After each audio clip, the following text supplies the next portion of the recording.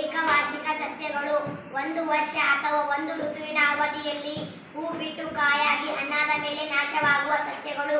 ಉದಾಹರಣೆ ಜೋಳ, ಗೋಧಿ, ಭತ್ತ, ಕುಂಬಳಕಾಯಿ, ತರಕಾರಿಗಳು, ಹತ್ತಿ.